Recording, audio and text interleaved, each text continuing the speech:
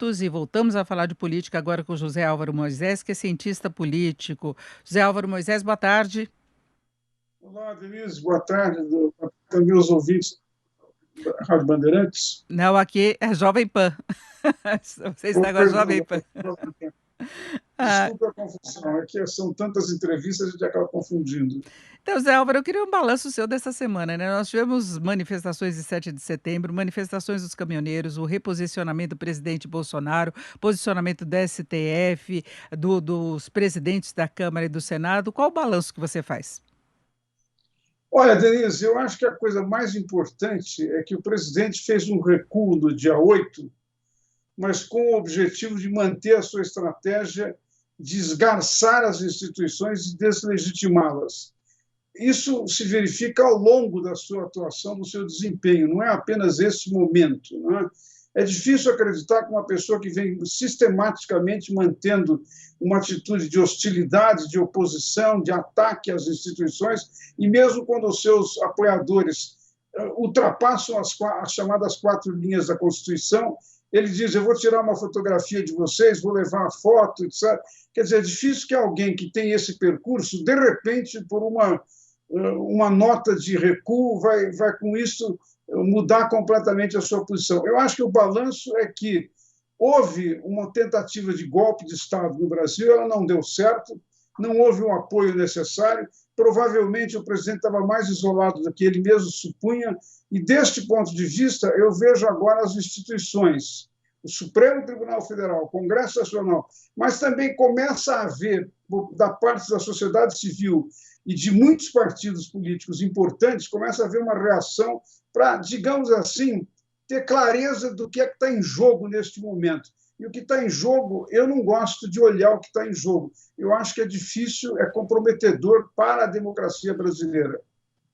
Agora, isso significa que você não confia nessa possibilidade de uma pacificação? Você vê alguma possibilidade de mudança na postura do STF? Porque se questiona muito o fato de o STF estar investigando, não é, e determinando prisões e operações, autorizando, na verdade, em processos que envolvem os próprios ministros, né? Essa é uma questão que foi colocada desde o início, mas me parece uma situação meio irreversível, não é? E Alexandre de Moraes é que cuida desse processo e ele é o principal alvo de manifestações e de críticas do presidente. Também tem a questão do TSE em relação às urnas eletrônicas, que o próprio presidente da Câmara disse que é uma situação resolvida, porque a Câmara rejeitou aquele projeto que teria a contagem de votos, a comprovação dos votos, né?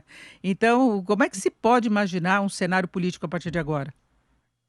Olha, Denise, começando pela última questão que você levantou, eu não creio que as urnas eletrônicas tenham esse esquema de fraude que o presidente tem denunciado. Ele mesmo não conseguiu mostrar nenhuma prova evidente. E, na verdade, as eleições com o uso da urna eletrônica têm sido acompanhadas não só pelo TSE, mas também por representantes dos partidos e mesmo por pessoas da sociedade civil. E agora eu estou entendendo que o Tribunal Superior Eleitoral adotou uma série de medidas para tornar mais auditável o que já era. Então, por aí, eu acho que o assunto realmente está encerrado. É uma pena que o presidente, com a importância que o cargo da presidência da República tem, simbolicamente e efetivamente no país, continue, digamos assim, levantando a dúvida sobre isso. É estranho, porque ele foi eleito por esse meio. Durante todas as eleições anteriores dele como deputado, ele foi eleito exatamente com urnas dessa natureza, e também como presidente da República. Não há razão para ter essa dúvida. Agora, em relação à primeira questão, eu acho que você levanta uma questão importante.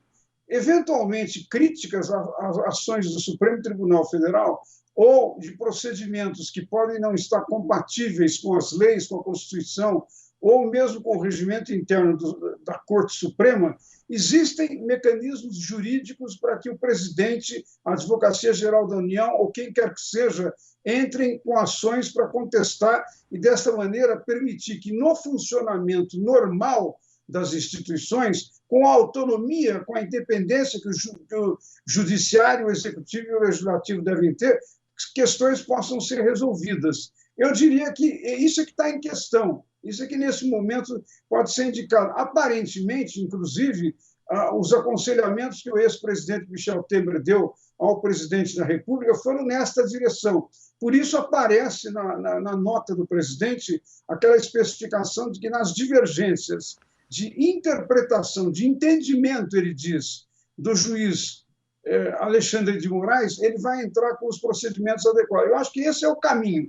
Se o presidente adotar esse caminho e parar de atacar as instituições, pode haver pacificação. Agora, nós não podemos ter certeza disso, porque não é, ao longo de 2 anos e meio, não foi assim que ocorreu. O presidente, às vezes, ataca, às vezes ele radicaliza a posição, ele depois recua, mas logo em seguida ele volta.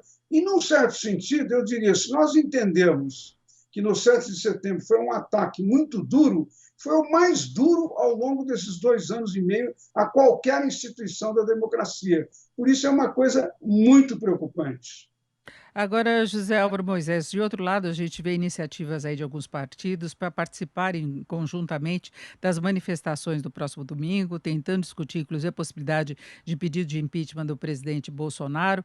Mas eu queria saber mais se você vê a possibilidade de um entendimento político no país para que se tenha uma terceira via forte para sair dessa polarização entre o presidente Bolsonaro e Lula. Se fala muito dessa possibilidade, nós sempre tivemos muitos candidatos nas eleições, agora a gente vê dificuldades de entendimento da direita, da esquerda, do centro, às vezes dentro do próprio partido há divergências muito grandes. É uma característica da política brasileira, essa dificuldade de uma união, de uma fusão aí de forças para se conseguir garantir o resultado final. Você acha que há esse caminho até as eleições de 2022? Olha, Denise, como todos nós sabemos, a democracia é o regime do dissenso, quer dizer, da divergência, da diversidade, no que diz respeito a posições de cada partido, de cada candidato. Mas ele é também o regime do consenso, no que diz respeito à manutenção da via pacífica para poder enfrentar os conflitos. Não é? Tudo que a democracia tem de diferente em relação aos seus regimes alternativos é que ela não advoga a guerra de todos contra todos, o conflito, a violência para resolver conflitos. Ela advoga a paz, a pacificação. Agora, essa pacificação, que é um valor da cultura democrática, da cultura cívica democrática, não é? Esse valor precisa ser exercido por cada uma das partes. Então, a começar de quem está em funções de mando, recebeu uma delegação da população para governar. No caso, o presidente da República, o seu governo, mas também os poderes, o poder legislativo, o poder judiciário. E eu diria que também os contendores que estão na oposição. Esse esforço de pacificação tem que vir também dos adversários do presidente Jair Bolsonaro, do ex-presidente Luiz Inácio Lula da Silva, dos outros candidatos que se colocam no centro. É preciso que haja, digamos assim, um acordo de que nós não vamos romper a legalidade democrática. Mas esse é um acordo que deve dizer respeito a todos. E ele tem que começar por quem tem mais poder. Porque é exatamente quem tem mais poder, quem está no exercício de mando e digamos assim, da coordenação de toda a administração executiva do país, que pode dar os exemplos e indicar: é possível pacificar, nós queremos pacificar, isso fará bem para a economia, permitirá com isso que se aumentem os investimentos, permitirá que nós possamos retomar o desenvolvimento, criar empregos para as pessoas, controlar a inflação e, eu diria, por último, mas não menos importante, enfrentar de uma maneira mais concreta, mais salvadora, a pandemia que continua matando brasileiros. É muito grave isso. Então, a pacificação tem que vir em função destes problemas nacionais, que são os problemas que o nosso povo está vivendo. Não é? Na verdade, eu diria que não está apenas vivendo, está também sofrendo as consequências desses problemas. Isso, ouvimos o José Álvaro Moisés, que é cientista político. José Álvaro, muito obrigado, uma boa tarde. Denise, obrigado, bom trabalho para você.